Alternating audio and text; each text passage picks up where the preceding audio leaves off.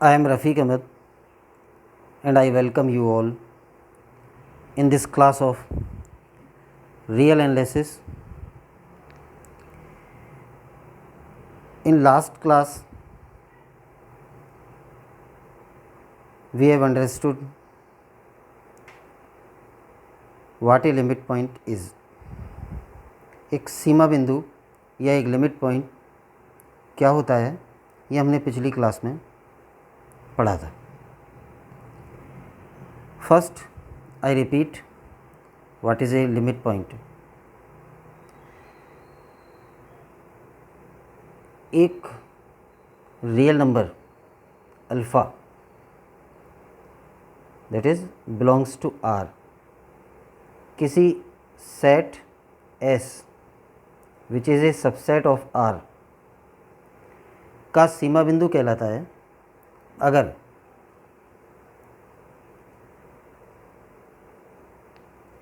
Alpha के किसी भी प्रतिवेश यानी alpha minus epsilon to alpha plus epsilon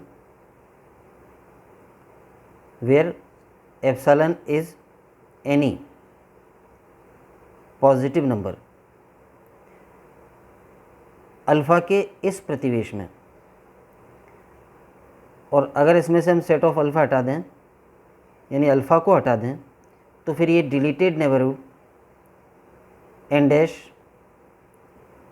epsilon alpha हो जाता है. तो इस डिलीटेड नेबरहुड में एस के अनंत अवयव होने चाहिए, यानी this neighbourhood deleted neighbourhood intersection with S must not be equal to 5. यानी कितनी भी त्रिज्या लेकर कोई भी positive number epsilon as a radius ले लें और फिर हम उस रेडियस को लेते हुए अल्फ़ा का नेबरहुड बना लें, तो उस नेबरहुड में या तो ये कहें कि एस के अनंत अवयव होने चाहिए, या ये कहें कि निष्कासी प्रतिवेश या डिलीटेड नेबरहुड में एस का कम से कम एक अवयव होना चाहिए. तो मैं अनंत अवयव वाली डेफिनेशन पर रहूं तो हम ये कह सकते हैं कि रियल नंबर अल्फ़ा समुच्चय एस का सीमा बिंदु कहलाता है यदि अल्फ़ा के प्रत्येक प्रतिवेश में एस के अनंत अवयव विद्यमान हों. तो ये सीमा बिंदु का कंसेप्ट, सीमा बिंदु की परिभाषा हमने इससे पहले वाले वीडियो में पढ़ी थी और इसके कुछ एग्जांपल्स भी लिए थे हमने. जैसे फाइनाइट सेट का कोई लिमिट पॉइंट नहीं होता है, इनफाइनाइट सेट के लिमिट पॉइंट हो भी सकते हैं और ना भी हों. Capital N and capital Z ऐसे एग्जांपल्स हैं. ये ऐसे इनफाइनाइट सेट्स हैं जिनके कोई लिमिट पॉइंट नहीं होते, जबकि intervals for example open interval 0 to 1 या क्लोज इंटरवल 0 to 1 ये इनफाइनाइट सेट्स हैं, यानी इन समुच्चयों में अनंत अवयव हैं और इनके सीमा बिंदु भी हैं. अब सीमा बिंदु अगर हैं भी तो कितने हैं, इसके लिए एक भी हो सकता है और अनंत भी हो सकते हैं. जैसे हमने देखा था कि इस ओपन इंटरवल में हर एलिमेंट इसका सीमा बिंदु है और इस क्लोज इंटरवल में भी जितने इसके एलिमेंट्स हैं वो तो सीमा बिंदु हैं ही, और इसके सिरे वाले बिंदु वो भी इसके एलिमेंट हैं और वो भी इसके सीमा बिंदु हैं. जबकि इस ओपन इंटरवल में जितने इस इंटरवल में एलिमेंट्स हैं वो सब तो इसके लिमिट पॉइंट्स हैं ही, और ये दो पॉइंट्स जो कि एंड पॉइंट्स कह सकते हैं 0 and 1, ये इसके एलिमेंट्स नहीं होते हुए भी लिमिट पॉइंट्स हैं. तो किसी समुच्चय के लिमिट पॉइंट हो भी सकते हैं, ऐसा भी हो सकता है कि उसका कोई लिमिट पॉइंट नहीं है, और अगर लिमिट पॉइंट हैं तो कितने हैं उस बारे में भी कुछ भी हो सकता है. यानी एक लिमिट पॉइंट हो सकता है, अनंत लिमिट पॉइंट हो सकते हैं. इसके अलावा लिमिट पॉइंट उसी सेट का एलिमेंट हो भी सकता है और नहीं भी हो. ये ज़रूरी नहीं है कि लिमिट पॉइंट उसी सेट का एलिमेंट हो. कुछ लिमिट पॉइंट उस सेट के एलिमेंट भी हो सकते हैं और कुछ लिमिट पॉइंट सेट के बाहर के एलिमेंट भी हो सकते हैं। ये सब हमने लास्ट वीडियो में पढ़ा है। लिमिट पॉइंट के बारे में और बेटर समझने के लिए एक और एग्जांपल हम लिमिट पॉइंट का लें। अगर हम डिफाइन करें S is the set of reciprocals of natural numbers, that is set of 1/n such that n belongs to capital N। इस सेट में एलिमेंट्स हो जाएंगे 1, 1/2, 1/3, 1/4 and so on. Infinite elements होंगे। जो प्राकृतिक संख्याएं हैं उनके व्युत्क्रमों का समुच्चय है रेसिप्रोकल्स ऑफ नेचुरल नंबर्स। ये एनालिसिस के काफ़ी कंसेप्ट्स को समझने के लिए बहुत अच्छा एग्जाम्पल है और इस एग्जाम्पल को हम बार बार लेते हैं और इस एग्जाम्पल को कुछ लोग ब्यूटीफुल सेट भी कहते हैं, स्मार्ट सेट, क्योंकि काफ़ी कंसेप्ट्स को ये क्लियर करता है। ये जो समुच्चय है हम ये देखना चाहें कि इसका सीमा बिंदु क्या है या कौन कौन है, तो केवल एक सीमा बिंदु होता है इस समुच्चय का और वो होता है 0। तो पहले हम ये समझ लें कि 0 इस समुच्चय का सीमा बिंदु क्यों है।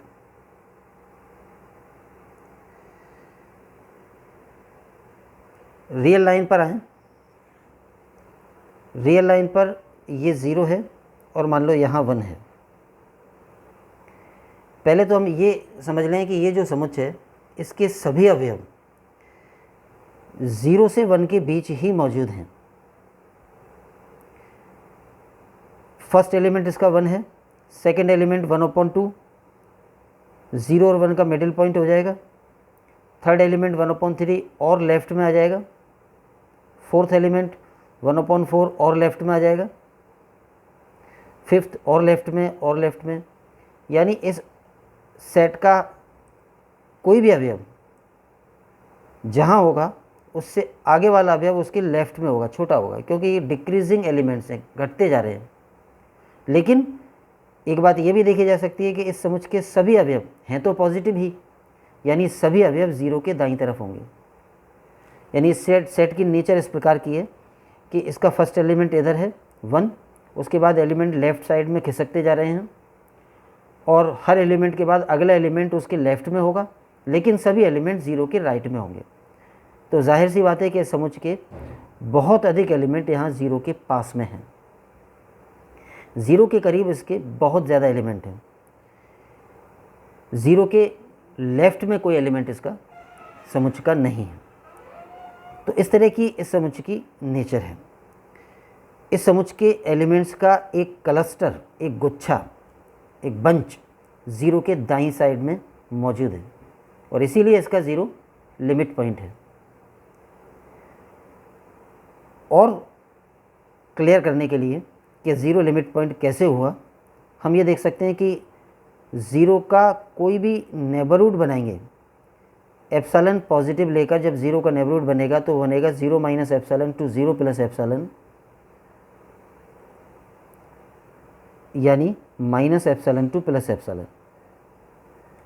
अब अगर हम समझने के लिए कुछ एप्सिलॉन की वैल्यूज़ लेकर देखें, क्योंकि 0 लिमिट पॉइंट अगर है तो क्या होना चाहिए, वो ये कि 0 का ये जो हमने नेबरहुड बना लिया, चाहे कितनी भी रेडियस एप्सिलॉन ले ली, इस नेबरहुड में एस के अनंत अवयव होने चाहिए। तो हम फॉर एग्जांपल देखें कि एप्सिलॉन की कोई वैल्यू लें और इसमें कौन कौन से एलिमेंट्स विद्यमान हैं। जब हम ये कहना चाहते हैं कि 0 सीमा बिंदु है एस का, अगर हम एप्सिलॉन की वैल्यू 1 ले लेते हैं तो नेबरहुड बनेगा -1 टू +1। अगर हम इसको इस चित्र में देखें तो 0 से एक दूरी लेफ़्ट में -1 यहाँ होगा, तो ये नेबरहुड -1 से +1 तक का बन जाता है। अब हम देखें कि इस नेबरहुड में एस के कितने एलिमेंट्स हैं इस समुच्चय के, तो क्योंकि इस समुच्चय के सारे एलिमेंट्स यहाँ पर हैं तो हम कह सकते हैं कि इस नेबरहुड में एस के केवल फर्स्ट एलिमेंट को छोड़ के सभी मौजूद हैं, 1 इसमें नहीं है, बाकी 1/2, 1/3, 1/4 इस -1 से +1 तक के नेबरहुड में आएंगे, तो इनफाइनाइट एलिमेंट विद्यमान है। कौन कौन से हैं? 1/2, 1/3, 1/4 and so on, all these elements belong to this neighbourhood of 0। अगर हम एप्सिलॉन जो नेबरहुड की रेडियस है वो कम कर लें, जैसे 0.1 यानी कि 1/10 हमने छोटा नेबरहुड कर लिया, अब ये नेबरहुड 0 का ऐसे होगा -1/10 से +1/10, यानी नेबरहुड हो जाएगा -1/10 से +1/10। अगर हम ये देखें कि इस नेबरहुड में एस के अनंत अवयव हैं या नहीं, तो बिल्कुल हैं। एस के जो अवयव हैं 1, 1/2, 1/3, 1/4 से 1/10 तक, वो तो इसमें नहीं होंगे। फिर 1/11 से 1/11, 1/12, 1/13 एंड सो ऑन ऑल, ये इस नेबरहुड में आएंगे, क्योंकि ये सब 1/10 से छोटे हैं, तो 1/10 यहाँ पर है और 1/10 से छोटे यानी यहाँ पर होंगे। और इस एग्जाम्पल को हम आगे बढ़ा के समझ सकते हैं कि अगर हम एप्सिलॉन और छोटा कर दें, जैसे 0.01 यानी 1/100, तो नेबरहुड तो बनेगा -1/100 से 1/100 तक। और इस नेबरहुड में हम जानना चाहें कि एस के कौन से अनंत अवयव विद्यमान हैं, तो वो होंगे पहले अवयव से 100वें अवयव तक इसमें नहीं होंगे, क्योंकि 1 यहाँ पर होगा और फिर 1/2, 1/3, 1/4 घटते जाएंगे। और ये जो बाउंड्री है, अब इसी को 1/100 मान लें 1/10 की बजाय, क्योंकि नहीं तो फिगर बहुत छोटा हो जाएगा। तो ये अगर 1/100 है, तो 1 से और 1/100 तक के जो अवयव हैं, यानी first 100 elements of this set, वो तो इस नेबरहुड में अंदर नहीं आएंगे, लेकिन उसके बाद सब अंदर ही होंगे, जैसे 1/101, 1/102 एंड सो ऑन, ये सब होंगे। तो इस तरह से हम समझ सकते हैं कि 0 ऐसा पॉइंट है कि 0 को सेंटर मानकर कोई भी नेबरहुड बनाएं, कितना भी बड़ा या कितना भी छोटा, उस नेबरहुड के राइट पार्ट में, लेफ्ट में तो एक भी नहीं होगा इसका एलिमेंट, लेकिन उस नेबरहुड के राइट पार्ट में एस के अनंत अवयव हमेशा मौजूद रहेंगे, चाहे ये नेबरहुड कितना ही छोटा क्यों ना बना लिया जाए। और इसलिए 0 एस का लिमिट पॉइंट है। ये ऐसा समुच्चय जिसका यूनिक लिमिट पॉइंट 0 ही है, यानी 0 ही एकमात्र इसका लिमिट पॉइंट है, 0 के अलावा इसका कोई लिमिट पॉइंट नहीं है। हम ये भी समझना चाहें कि 0 के, क्योंकि ये हमें दिख रहा है कि 0 के आसपास भी नहीं, केवल दाईं तरफ एस के बहुत अधिक अवयव हैं, तो ये सोचा जा सकता है कि 0 के दाईं तरफ थोड़ी सी दूरी पर ही अगर कोई अवयव है, तो वो अवयव भी तो सीमा बिंदु हो सकता है, क्योंकि उस अवयव के आसपास भी एस के अनंत अवयव होंगे, लेकिन ऐसा नहीं होगा। 0 के दाईं तरफ हम जैसे फॉर एग्जांपल एलिमेंट लें 1/10, और अगर हम ये समझना चाहें कि 1/10 सीमा बिंदु क्यों नहीं है,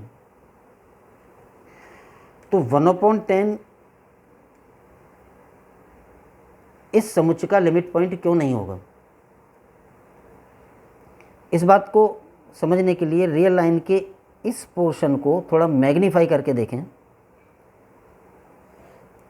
तो ये 0 और मान लो ये 1/10 है,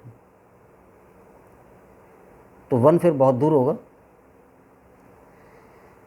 हम ये समझना चाह रहे हैं कि 1/10 इसका लिमिट पॉइंट क्यों नहीं है, हालांकि 0 के बहुत करीब है। तो 1/10 से जस्ट राइट साइड में एस का एलिमेंट कौन सा होगा, वो होगा 1/9, और 1/10 के जस्ट लेफ्ट में एस का अवयव होगा 1/11। ये एस का एलिमेंट है, उसके बाद ये एस का एलिमेंट है, इस बीच के एलिमेंट्स एस के नहीं हैं, और 1/10 और 1/11 के बीच के एलिमेंट भी एस के नहीं हैं। अब हम आसानी से बता सकते हैं कि 1/10 लिमिट पॉइंट क्यों नहीं है। 1/10 को सेंटर मानकर हम इतनी छोटी रेडियस लेकर प्रतिवेश बनाएं कि 1/11 भी उससे बाहर रह जाए और 1/9 भी उससे बाहर रह जाए। ये रेडियस कितनी लेनी होगी, वो बहुत सिंपल है, 1/10 और 1/9 के बीच जितनी डिस्टेंस है और 1/10 और 1/11 के बीच जितनी डिस्टेंस है, इन दोनों डिस्टेंस में से जो कम डिस्टेंस हो उससे भी कम रेडियस ले लें तो फिर ये दोनों पॉइंट बाहर रह जाएंगे। तो ये 1/10 का ऐसा नेबरहुड बन गया जिसमें एस के कितने अवयव हैं? Only 1/10 itself. इससे स्पष्ट है कि 1/10 लिमिट पॉइंट नहीं हो सकता, क्योंकि अगर होता तो क्या होता, अगर 1/10 समुच्चय एस का लिमिट पॉइंट होता तो 1/10 का चाहे कितना भी छोटा हमने प्रतिवेश बना लिया उसके अंदर भी एस के अनंत अवयव होने चाहिए थे, जबकि यहाँ पर हम देख रहे हैं कि इसमें एस का केवल एक ही अवयव होगा, वो भी खुद 1/10 होगा। बाकी एलिमेंट कहाँ पर होंगे इसके? 1/9 या उससे पहले उसके राइट साइड में, जैसे 1/8, 1/7 एंड सो ऑन, 1 यहाँ जहाँ भी होगा, और 1/11, 1/12, 1/13, 14 वो सब इधर होंगे। तो 1/10 के इस नेबरहुड में एक ही अवयव है एस का, जबकि अगर ये लिमिट पॉइंट होता तो अनंत होते। तो इस तरह से ये देखा जा सकता है कि 0 के करीब का ही पॉइंट है 1/10, लेकिन ये इस समुच्चय का लिमिट पॉइंट नहीं है। और भी हम किसी पॉइंट को जो 0 के और करीब ले जाके देख सकते हैं, इसी तरह का एग्जाम्पल, नेगेटिव एग्जाम्पल बना के बता सकते हैं कि ये लिमिट पॉइंट नहीं है, क्योंकि लिमिट पॉइंट होता तो चाहे इसका कितनी भी कम त्रिज्या का प्रतिवेश बना लिया होता उसमें एस के अनंत अवयव होने चाहिए थे। 0 के और करीब जाएँ अगर हम, जैसे 1/100 ले लें, तो हम इसी तरह का एग्जाम्पल बना के ये बता सकते हैं कि ये 1/100 भी लिमिट पॉइंट नहीं है। 1/100 से जस्ट पहले एस का अवयव, जस्ट राइट साइड में एस का अवयव 1/99 होगा, और इसके जस्ट लेफ्ट में एस का अवयव 1/101 होगा। 1/100 को सेंटर मानकर और एक बहुत छोटी रेडियस लेकर प्रतिवेश बना लें। ये रेडियस कितनी होनी चाहिए?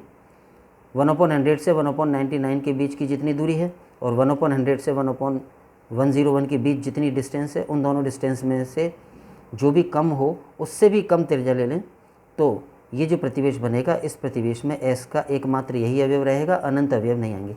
कितने भी एग्जाम्पल बता सकते हैं। तो ये जो समुच्चय है एस, हम ये देख रहे हैं कि इसका एकमात्र लिमिट पॉइंट 0 है। 0 को सेंटर मान के तो चाहे कितनी भी कम त्रिज्या का प्रतिवेश बना लो, उस प्रतिवेश के राइट पार्ट में एस के अनंत अवयव रहेंगे, लेकिन 0 के अलावा कोई भी और पॉइंट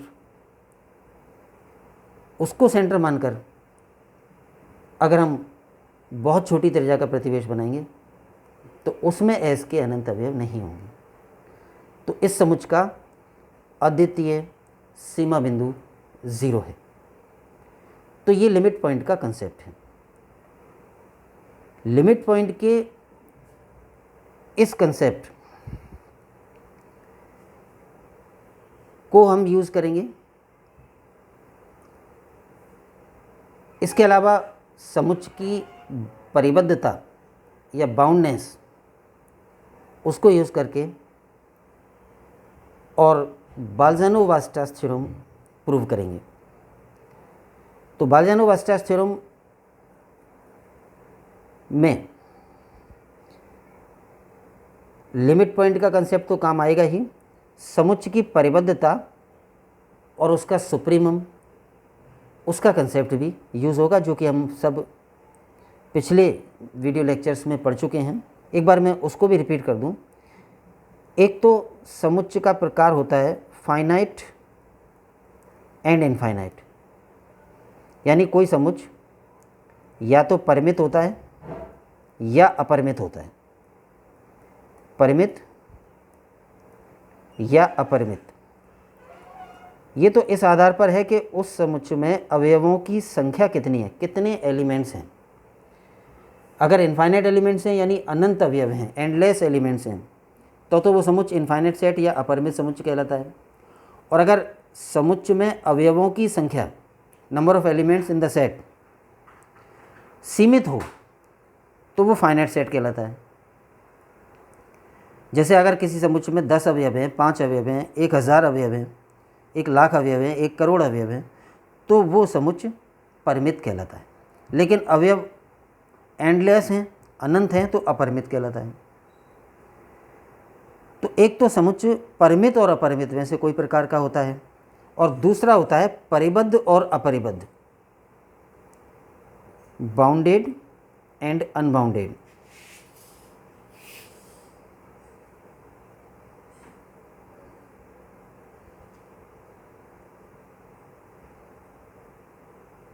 बाउंडेड को हम कहेंगे परिबद्ध और अनबाउंडेड को कहेंगे अपरिबद्ध।